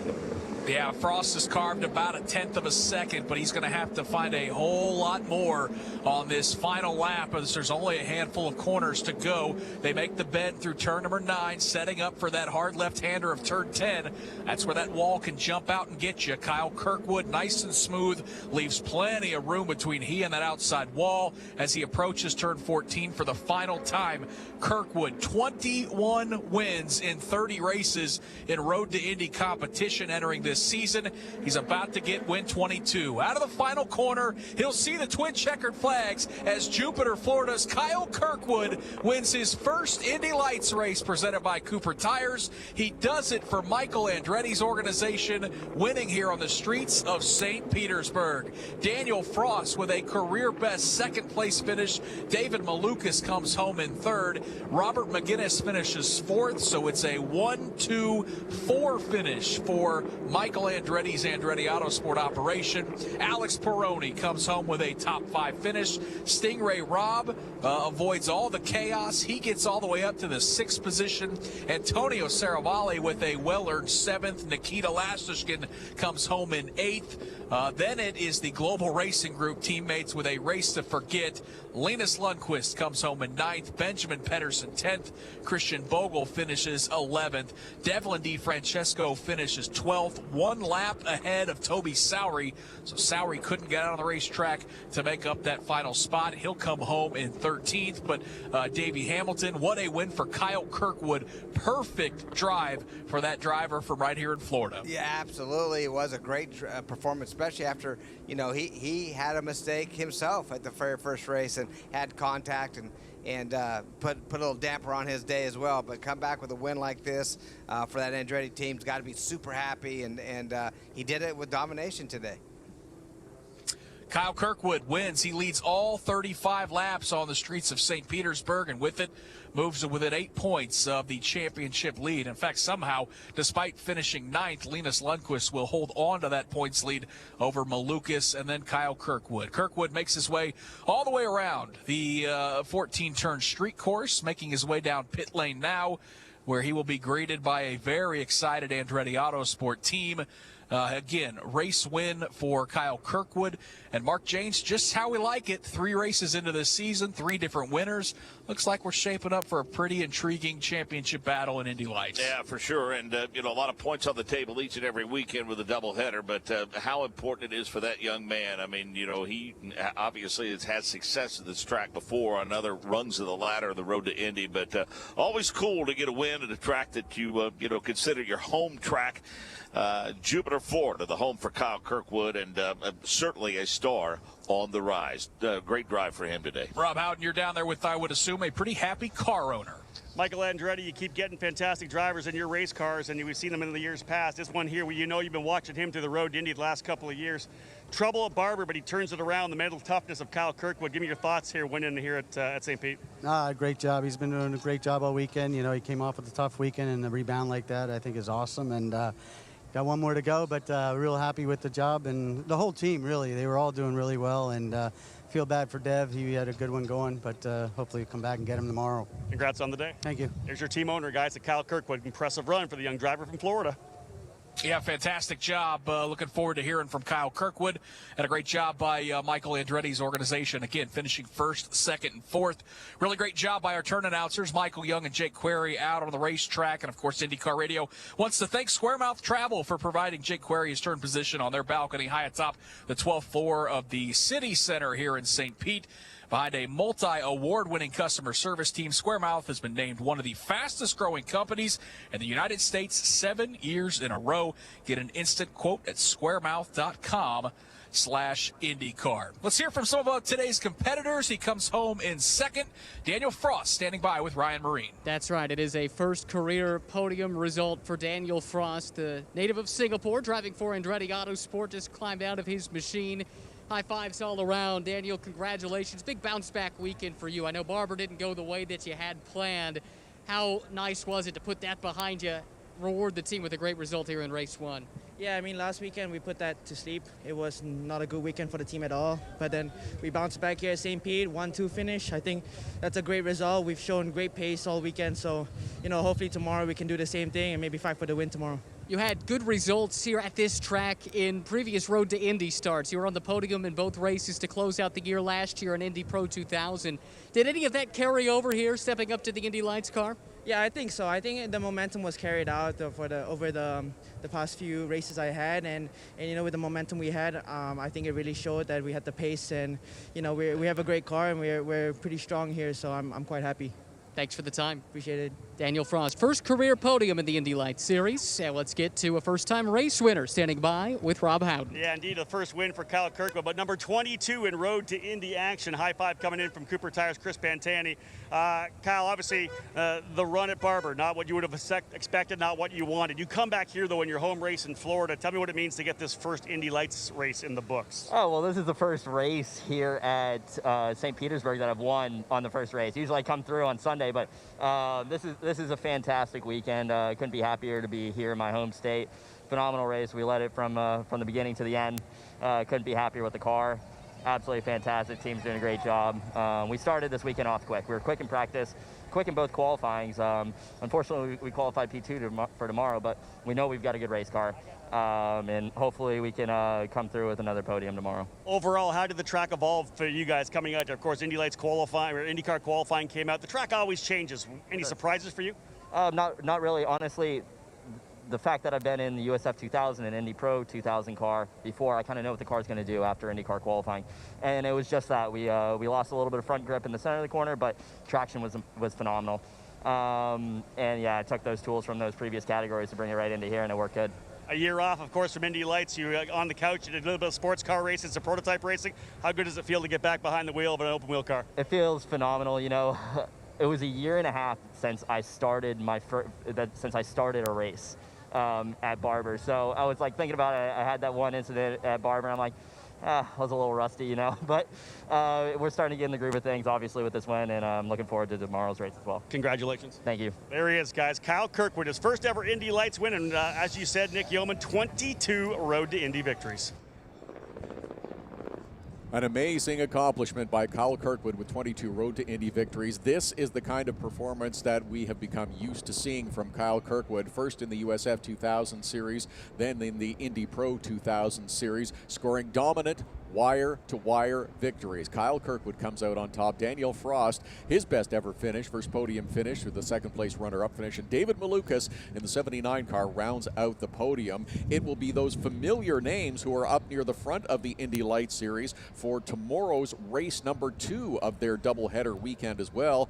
Kyle Kirkwood and David Maluckas will reverse their starting positions for tomorrow's race. It will be David Maluckas who is on the pole position, and Kyle Kirkwood will start on the outside of row number 1 for Indy Lights race number 2 here tomorrow on the streets of St. Petersburg. We'll rejoin Rob Howden for victory podium ceremonies momentarily with the Indy Lights cars, and we remind you that coming up, still lots more racing action here on the streets of St. Petersburg to come this afternoon. The Mazda MX-5 Cup Series back for their second race of the day. Earlier this morning, it was Celine Roland who came away with the victory. A terrific race from Celine Roland. Michael Carter had the race lead in the early going. A terrific pass from Celine Roland about a third of the way through that race to take over the lead and then hold it for the duration. Chris Nunez came away with the third place podium position, and trouble with points leader Gresham Wagner, who had won a couple of races, and if you were with us early this morning, saw him expressing his frustration at gearbox problems that knocked him out of the race, frustratedly slamming his helmet to the ground as he returned to pit lane. We'll see if Celine Roland can come away with another victory, and fingers crossed that Gresham Wagner is able to get back out on track for this afternoon's second half of the doubleheader. It will also be the second race of the day for the USF 2000 series right after the MX-5 Cup events. Christian Brooks scores the wire-to-wire victory in USF 2000 a little bit earlier today. Matt Round-Garrido in second, and Yuvan Sundramoorthy with a nice run moving from 5th at the start up to claim the final podium position in the USF 2000. A doubleheader day and a doubleheader weekend for the USF 2000 series as well. IndyCar qualifying taking place earlier today. It was Colton Herta scoring his 5th career pole position. He will lead the field of 24 to the green flag here tomorrow on the streets of St. Petersburg. 100 laps of racing around this 1.8-mile circuit. He will be alongside on the front row by Jack Harvey of Meyershank Racing, who scores his best ever qualifying result. 2 young guns at the front of the field for the NTT IndyCar Series and their race coming up tomorrow.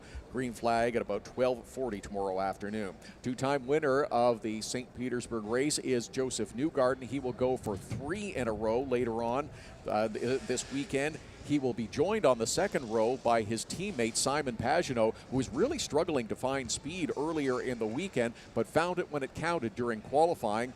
Joseph Newgarden, Simon Pagenaud with a 3-4 lockout for Team Penske. On the front row, Sebastian Bourdais, another former winner here on the streets of St. Petersburg, will round out the top 5.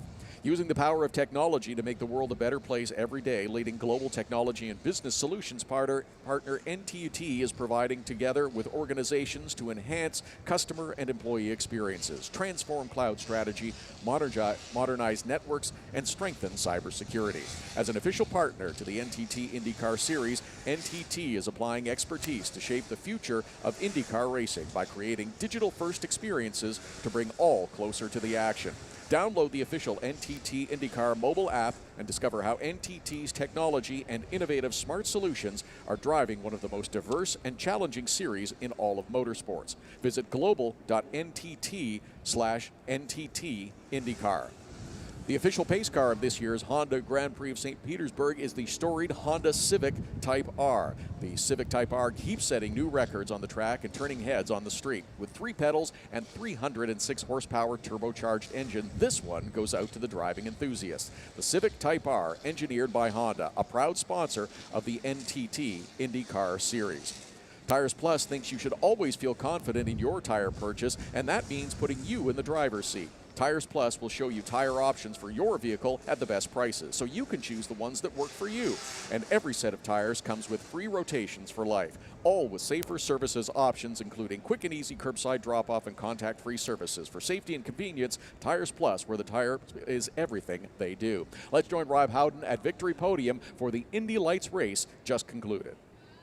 Thank you so much, Todd. We are again down here in Tatis Victory Lane for the Indy Lights Grand Prix of St. Petersburg, presented by Foundation Building Materials. Great to have the Foundation Building Materials on board. Again, the top level of the Road to Indy, presented by Cooper Tires. Indy Lights putting the show on for you here on a fantastic Saturday afternoon. 3 drivers, very impressive. Let's bring up the driver coming home third place today, folks, for HMD Motorsports, David Maluckas. Again, these drivers one step away from the NTT IndyCar Series. The champion will take the $1.3 million scholarship and move to IndyCar. Coming home second spot, his best finish in his rookie season here at Indy Lights from Andretti Autosports, Daniel Frost. P2 for Daniel Frost. If you are a fan of the Road to Indy, you know this guy's name. He won the USF 2000 championship in 2018, straight to Indy Pro 2000, won the championship there. 21 victories in the Road to Indy coming into this weekend. Count at number 22, a young American you want to know about, folks, for Andretti Autosport. The winner today, Kyle Kirkwood! A Florida boy from Jupiter, Florida, for Andretti Autosport. Trying to win his 3rd straight Road to Indy championship. A definite young gun of American motorsports, Kyle Kirkwood. We got ourselves a championship battle here, though, I'm telling you folks, here in this particular program, because there are so many good drivers in Indy Lights this year, an international field for sure.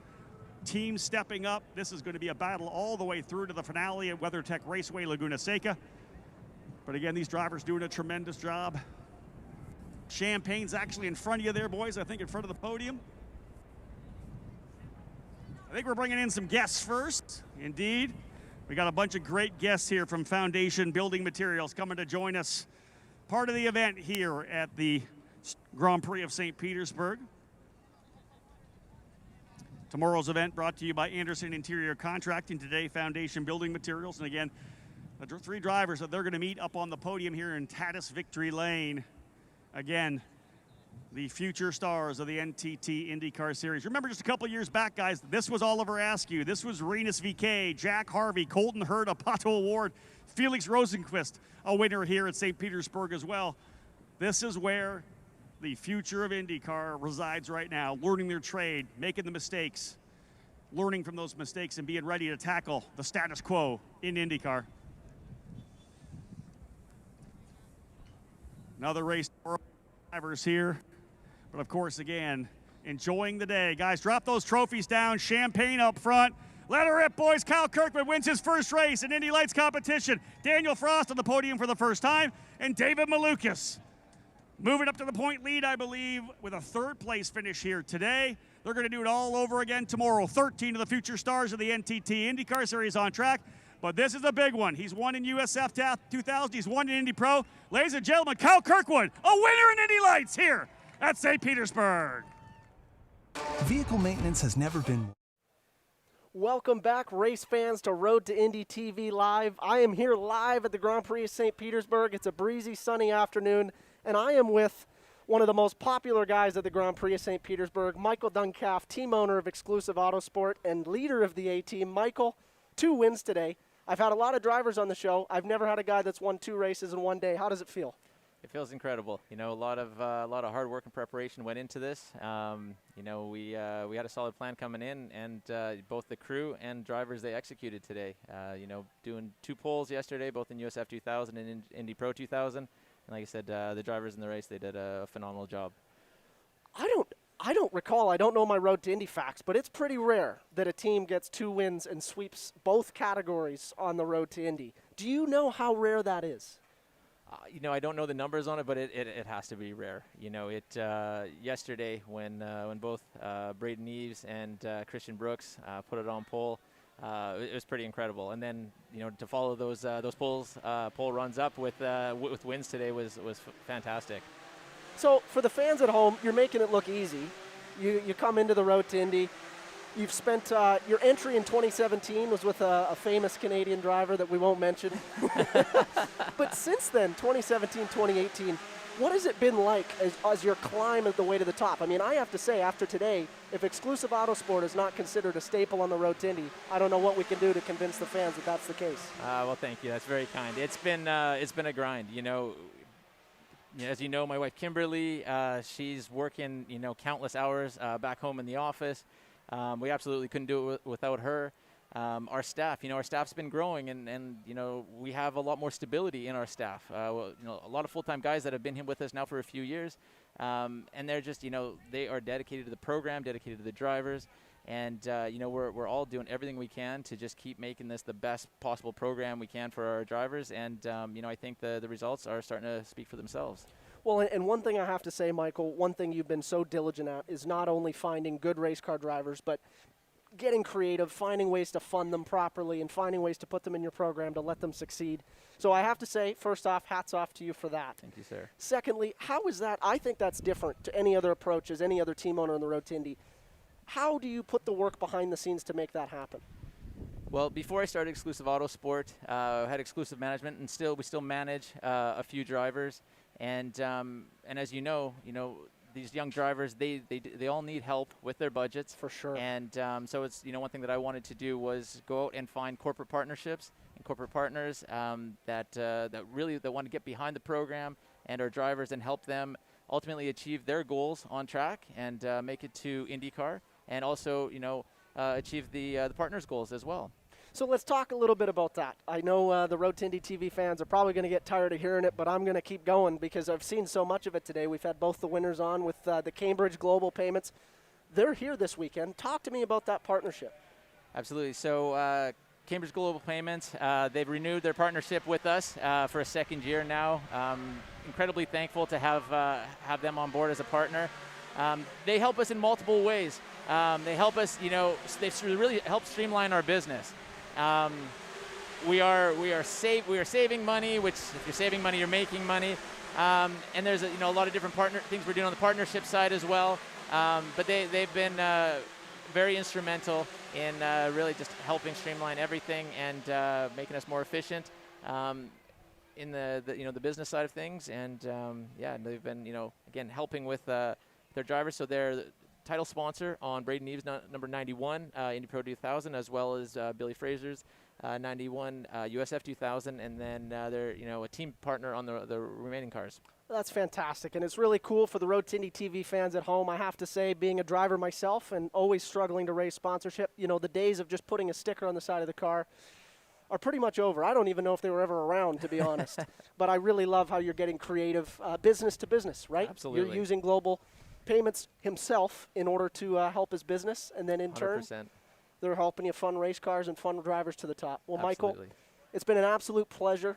I know we have a personal friendship outside of it too, so I can't be biased, but it's great to see you succeed.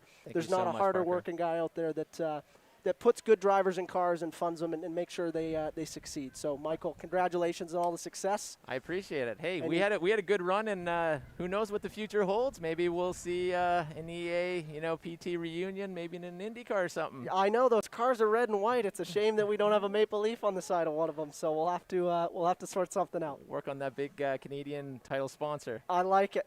Next up, we've got the race winner of Indy Lights coming up on the post-race show. Stay tuned. Hey, your Uncle Cooper here. Once upon a time, there was a girl named Goldie, my niece, your cousin, and Goldie didn't know which tires were right for her. The first ones were too much tire, and then the next ones were not enough tire. Anyway, long story short, Goldie found the Coopers, and they were just right. What a happy, practical ending. Go to sleep. I love you. Go with the Coopers. Cooper.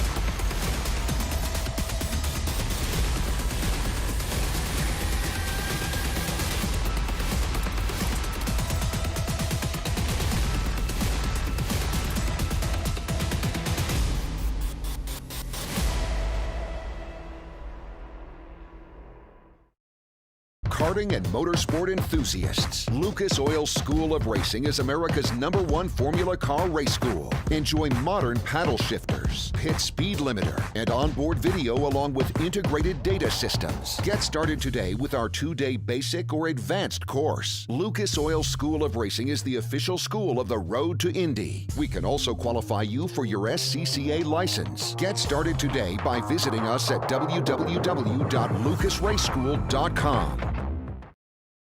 With over 40 years in business, High Tide Boat Lifts is committed to elevating your craft. Whether you own a personal watercraft or a large yacht, we can design and create the perfect lift for your needs. At High Tide Boat Lifts, we understand that you've worked hard to get to a successful place in life. We'll ensure you have a hassle-free experience, maximizing the time you spend on your boat with family and friends, and supporting your dreams out on the open water.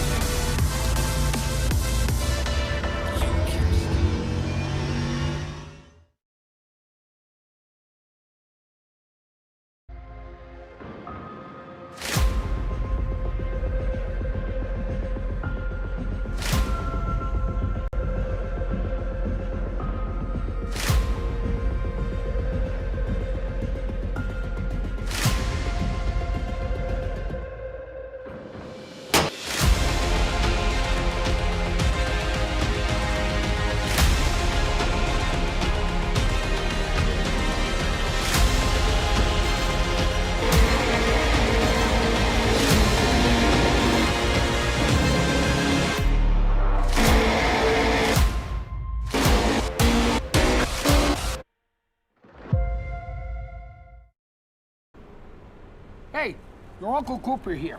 Once upon a time, there was a girl named Goldie, my niece, your cousin, and Goldie didn't know which tires were right for her. The first ones were too much tire, and then the next ones were not enough tire. Anyway, long story short, Goldie found the Coopers, and they were just right. What a happy, practical ending. Go to sleep. I love you. Go with the Coopers. Cooper. Welcome back to Road to Indy TV Live, and I am here with a fan favorite, Race 1 winner of Indy Lights St. Petersburg, Kyle Kirkwood. Kyle, your ears must have been burning at Barber Motorsports Park, because I didn't write you off, but I'm going, where's Kyle Kirkwood? Come on, where's my guy? And after let's call it a stumble of a start, you come out here and prove everybody wrong that you're on the same form that you did when you ended in 2019. How does it feel to be an Indy Lights race winner? You know, Barber, it was a year and a half since I started a race in general, or drove really in any open wheel car for that matter. So there's a lot of time off. And no, it definitely wasn't good. It wasn't a good start, to say the least. And with that fifth, and we salvaged a fifth and kind of salvaged a ninth too after the mishap in race 1. And it feels good to get that first win here, especially in my home state. I bet. And to do it in such a dominant style, I mean, really, Andretti wasn't on their form at Barber Motorsports Park. And now you guys come out of the gate. I mean, the race, for most of the race, you ran 1, 2, 3, even 4 at one point, with Maluckas getting shuffled back by Robert McGinnis. Yep. So how does that feel to lead a team of juggernauts? You're back.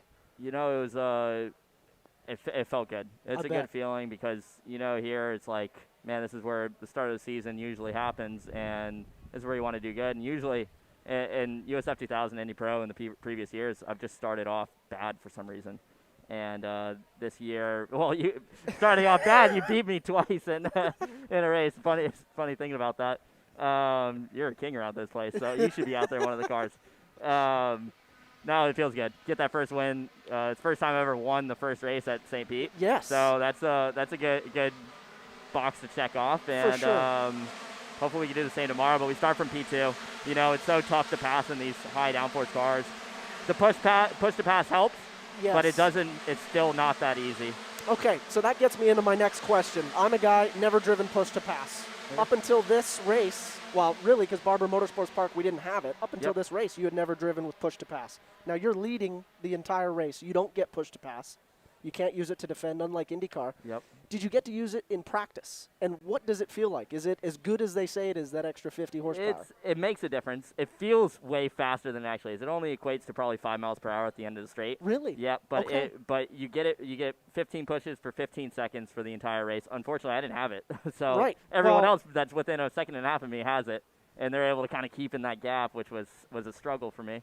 But it's really nice to use. I mean, when I used it when I was behind Benjamin Peterson in practice, and I used it twice where I was like 1.5 seconds behind, probably 0.8 after he came out of turn 8, and then I used it on the front straight, and I'm on my gearbox. So Wow. it was it's definitely a good tool to use for the race. It helps a lot to make the racing closer because it's so tough to pass when you get behind somebody. It is so tough to pass. So talk to me about the difference of Indy Pro and Indy Lights, the wash behind cars, especially at a place like St. Petersburg. Usually we're running pretty high downforce here. There's a couple kinks that are kind of sketchy if you get in the wash of somebody. Yep. Is the Indy Lights car worse, or is it better than the Indy Pro car? It's actually very similar. You'd think that it'd be worse because it's got more downforce. The Indy Lights car produces more downforce, but it's not that vastly different. You'd be surprised if you drove the Indy Lights car because it's quite the same, but you still lose a lot of time. I think you feel it more in the braking. Okay. Than you would technically like in the high downforce sections. Well, that makes sense too. I mean, a lot of the Indy Lights downforce is with the floor, right? Not just with the upper wings. Yep. So you lose it in the braking when you're following somebody in the dirty air. It was really easy to lock up because I was in the dirty air the entire Barber weekend, unfortunately. But so it was like lockups were such a common thing for everybody. I mean, we saw Rob McGinnis destroy his tire from lockups, and so did Daniel Frost. So yeah, both my teammates, they just locked up too much and it destroyed the tire, which is super unfortunate. When you lock up for that long, it's going to destroy any tire. And in this afternoon, you looked calm and composed, but behind you there was a lot of lockups too. I mean, I've never seen so many drivers miss turn 1. Was it greasy?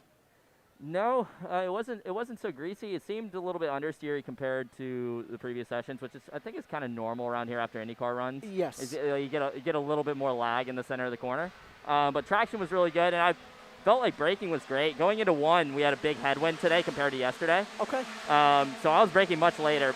Granted, we're going probably slower because of the headwind, but braking is quite good. And then going into 10 as well, we had a pretty big headwind. It's kind of, if we're looking at the flags right there, it's kind of a crosswind across the front straight like that. Yep. And then it's straight into you going into 10.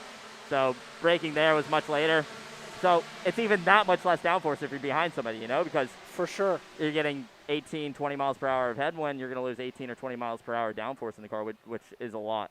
It is a ton. Yep. So the last question I want to talk to that's more technical, and then we'll get into just the happy stuff, which is you won the race. You drove the Lexus GTD car. Yep. You've got that deal, which is fantastic. So you're doing a bit of double duty this year.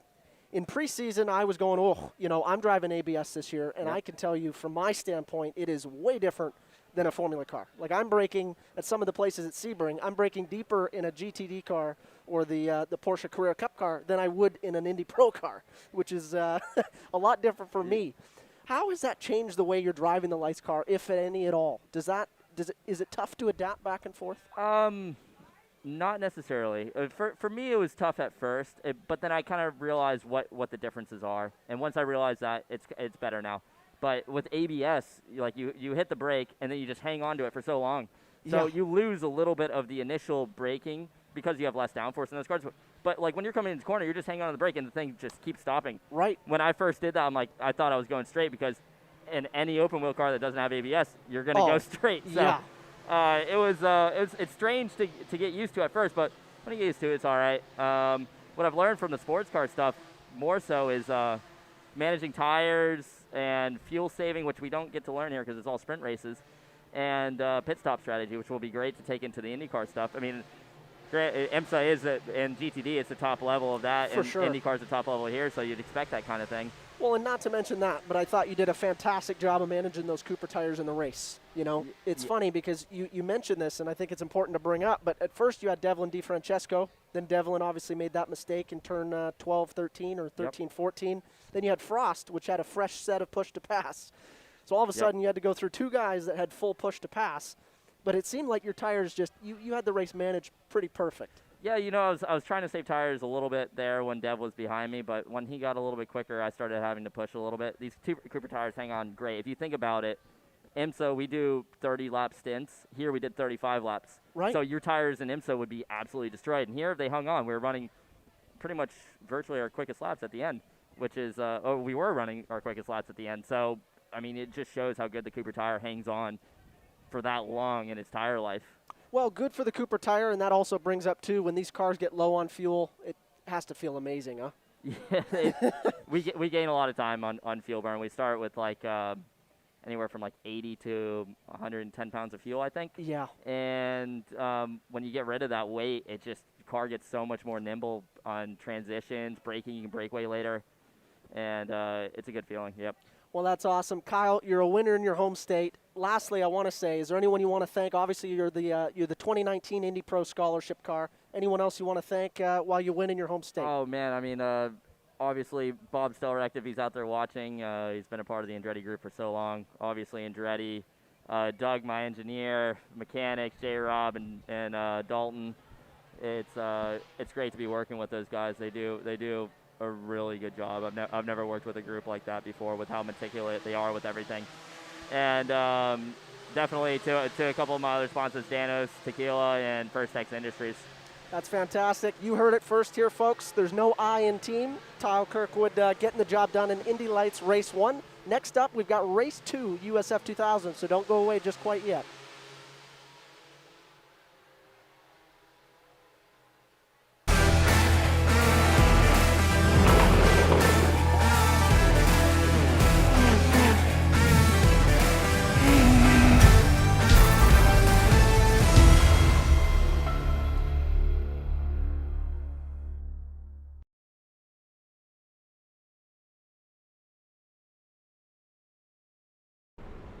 Hey, your Uncle Cooper here.